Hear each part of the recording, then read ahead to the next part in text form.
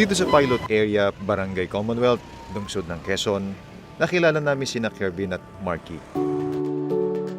Magkakababata, magkalaro.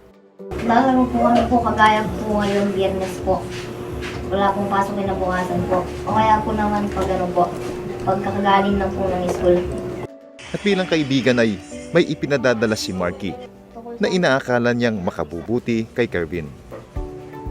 Di ko po pinapansin yung una. Kasi po masana po ako sa games. Kaya ipinaliwanag sa kanya ni Marky ang tungkol sa mga ito. Ano yung mga link? Tungkol sa Iglesia ni Cristo. Panoorin mo ah. Magsisend po ng mga link po sa pamamayag po sa ating mga Iglesia ni Cristo po. Tsaka po sa ating mga aral. So rin po kasi silang mapakinig po ng mga aral po sa Iglesia ni Cristo. Kaibigan ko po kasi siya po, malapit ko po siyang kaibigan. Kaya sa kanya ko po sinisend yung link po. Sinabihan ko siya, hindi, baka pwede mo naman buksan, magaganda pa naman yun. Kasi po gusto ko rin po siya maging Iglesia ni Cristo po.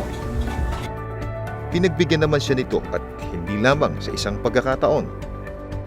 Maganda po pala. Pinanood ko po yung isa doon. Hanggang sa dumating ang pagkakataon na ang kaniyang pamilya ay nakakapanood na rin. Binigyan ako ng link ni Marky. Binigyan ko rin sila mama. Share-share po kami nanonood. Sinubukan rin ni Kervin na sumama nang imbitahan siya ni Marky na dumalo sa pagsamba. Naikwento niya ito sa kaniyang tatay na niyaya niya na rin sa nasabing okasyon. Sige anak, subukan natin. Wala namang masamang sumubok. Bagamat pumayag ang ama, subalit ang totoo, Siyempre may tutol din sa una. Yung pinag-isipan ko, alam ko nang ang pag-iiglesia, hindi basta-basta. Kaya sinabi ko sa anak ko, sige nak, subukan lang muna natin. Punta kami ng kapilya. ngunit yun na ang naging daan para lalo pa nilang ipagpatuloy ang pakikinig sa mga aral ng Iglesia ni Cristo, gaya ng pagdalo sa Evangelical Mission. Sa aral po ng Biblia at saka sa totoo talaga pong Panginoong Ama.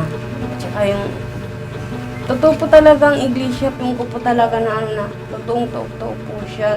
Nung napakinggan ko na yung aral ng Panginoon, doon ko po naisip na totoo po talaga yung aral ng Panginoon. Sa araw na ito ay kasama sila sa tumanggap ng bautismo dito sa lokal ng San Francisco del Monte, distrito ng Quezon City.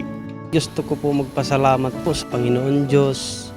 Tapos nag-akay po sa amin. Masaya po kasi maliligtas po kami sa araw po ng paghuhukom. Dahil walang pasok kinabukasan ay muling tinungo ni Kervin si Marky sa bahay nito. Hindi lamang para makipaglaro, kundi gusto niyang ibalita na binautismuhan na ang kanyang mga magulang.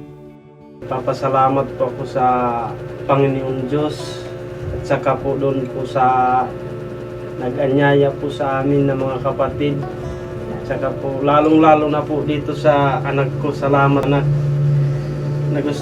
Hindi po ako nag-ano sa pag-anib ng iglesia. Hindi po ako nag-alinlangan.